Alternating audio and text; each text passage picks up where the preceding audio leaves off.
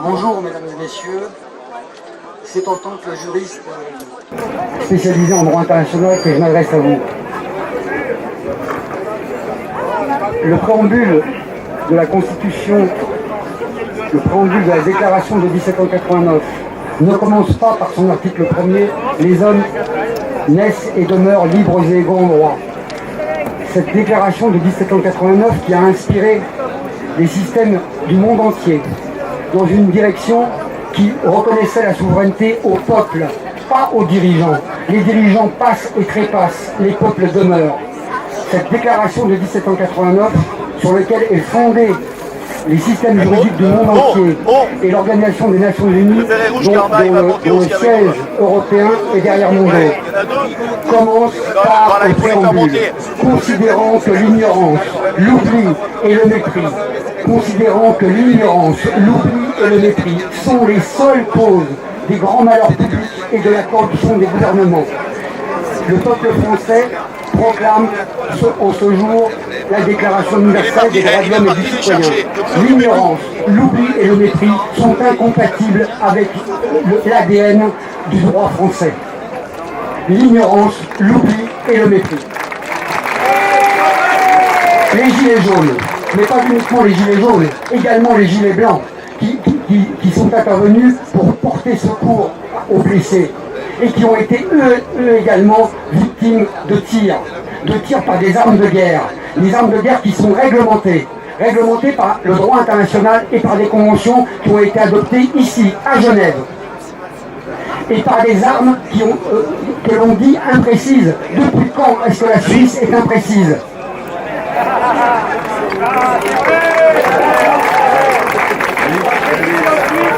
L'ignorance, l'oubli et le mépris, le triptyque qui caractérise la dérive absolue de la France depuis des années.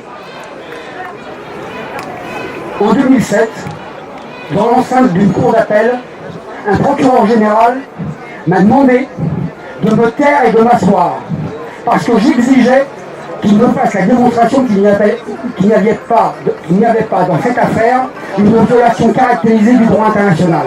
Il demande à un avocat français de se taire.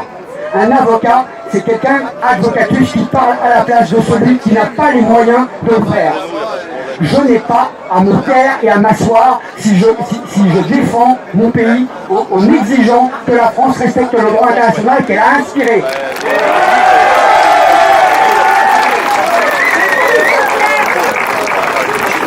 En 2007, la seule réponse que j'ai eue, c'est d'enlever les boutons de ma robe un par un. Et de déposer ma robe. Et de dire que je ne la remettrai que quand la situation sera réglée. Ce jour est arrivé. Je vais la remettre. Et je défendrai chacun des gilets jaunes.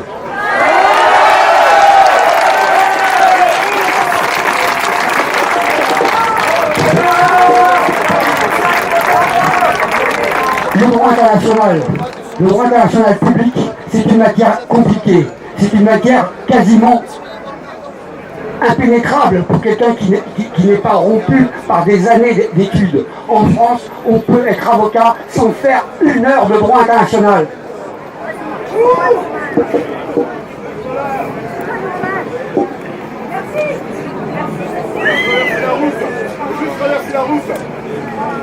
Le droit est une science, c'est une technique, mais c'est une science humaine. Elle évolue au fur et à mesure des événements, au fur et à mesure des manifestations comme celle-ci, de gens qui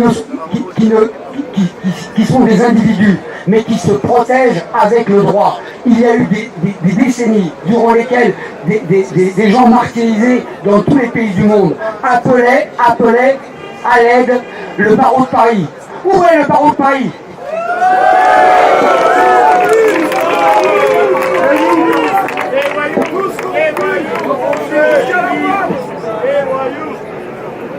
Alors aujourd'hui, je prends la parole pour les gilets jaunes et pour les gilets blancs. Les gilets jaunes, ce n'est pas un mouvement politique, c'est un mouvement économique et humain. Ce sont des gens qui ne peuvent pas terminer le mois alors qu'ils font le maximum et qu'ils sont pompés par des gens qui abusent, qui sont corrompus, qui les ignorent, qui les oublient et les méprisent. C'est ça la vérité. Ce mouvement ne s'arrêtera pas. Tant qu'il restera un gilet jaune, le mouvement des gilets jaunes sera vivant. Et il appellera les peuples du monde entier à faire attention. Si la France utilise des armes de guerre pour fermer, pour crever les yeux de gens qui les ont ouverts, c'est fini. C'est la Troisième Guerre mondiale. L'ONU a été créée après la Deuxième Guerre mondiale. Vous ne sentez pas comme la troisième arrive? Alors les guerres, elles commencent par des déclarations de guerre et elles se terminent par des traités de paix. Ce sont donc des actes juridiques. Les actes juridiques sont compliqués à comprendre. Mais aujourd'hui, avec Internet, c'est facile. C'est facile. La déclaration des droits de l'homme commence par un préambule. L'ignorance, l'oubli, le mépris. Ça suffit. Le peuple français n'a pas à être ignoré, oublié et méprisé par des gouvernants qui ne font que passer.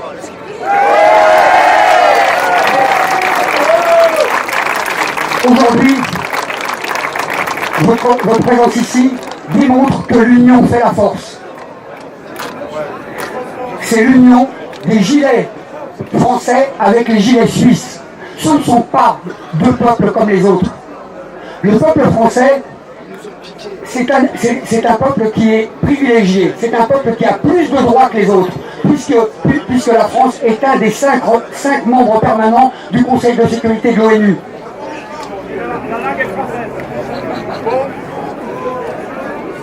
Le droit international place certains peuples au-dessus des autres. C'est discutable, mais en tout cas, c'est la réalité, c'est la situation actuelle. Si le peuple français, qui dispose d'un droit de veto à l'ONU, si le peuple français dit Macron démission, il faut écouter. Il ne faut pas l'ignorer, il ne faut pas le mépriser, il ne faut pas l'oublier et il ne faut pas crever les yeux parce que les yeux des gens qui ont les yeux grands ouverts et qui ouvrent la bouche pour ouvrir les yeux de leurs compatriotes et du reste du monde.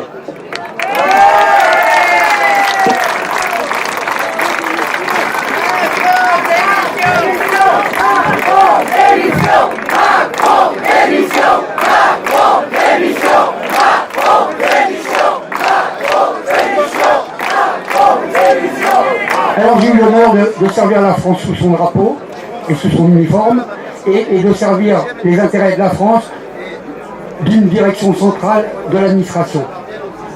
Où en est le statut des lanceurs d'alerte? Les gilets jaunes ne sont-ils pas des lanceurs d'alerte?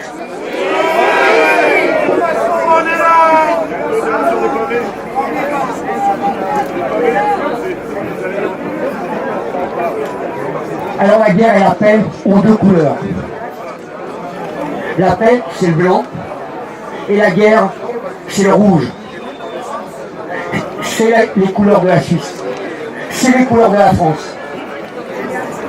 Je fais le serment des gilets de Genève, que le droit international va être respecté par la France. Et tous ceux qui seront au travers du chemin des gilets jaunes, qui réclament la stricte application du droit international, de ne pas utiliser des armes de guerre contre des civils désarmés, que ceux dans le monde, que les juristes, que les dirigeants du monde qui ne sont pas d'accord avec ça lèvent la main.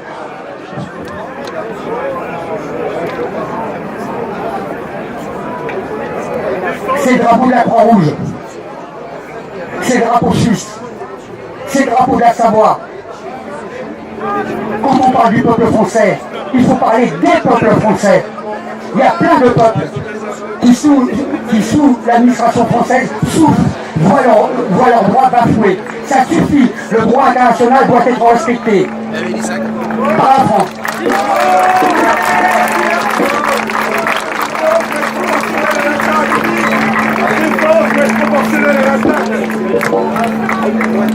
Alors oui, la guerre, on la sent arriver. Elle est proche.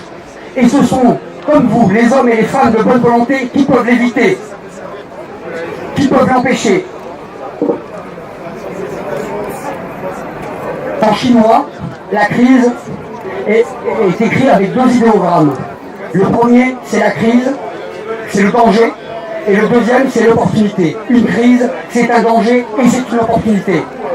Cette crise que les Gilets jaunes incarnent, cette crise, elle va aboutir soit à la lumière, soit aux ténèbres.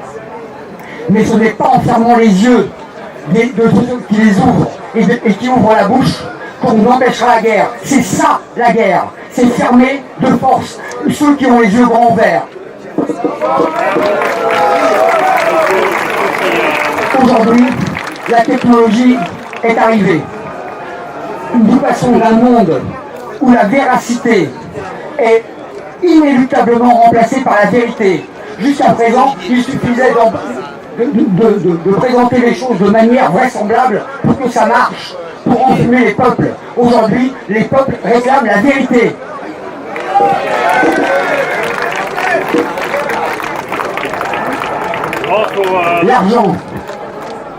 L'argent, c'est un très bon serviteur et un très mauvais maître. Les gens qui utilisent les fonctions publiques et qui détournent le droit international pour s'enrichir méritent la prison.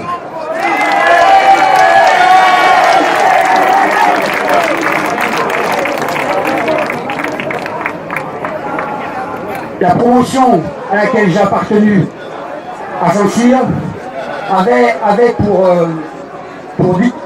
emblème et pour dicton: ce monde se perd, il faut le refaire. Ce monde se perd, il faut le refaire. Capitaine Krotov. Pour refaire le monde, il faut bien commencer par quelque part. C'est ici.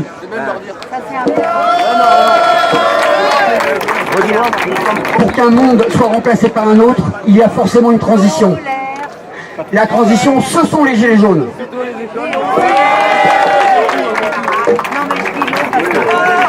Regardez, cette robe, je la remettrai. Et je défendrai mon pays, je défendrai les peuples. Le peuple français, ce sont les peuples français. C'est les peuples du monde entier. Ceux qui ont permis que des règles soient édictées, et ces règles doivent être respectées par la France. Merci.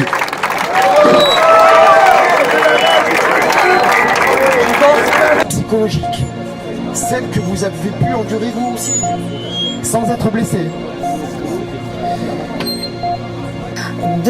Près de 2500 blessés côté manifestants, 1750 du côté des forces de l'ordre, 24 éborgnés parmi les manifestants, 5 ont eu la main arrachée. Inacceptable, ça signifie que vous reconnaissez un usage inacceptable de la force. Est-ce que le maintien de l'ordre a été mal géré, déficient?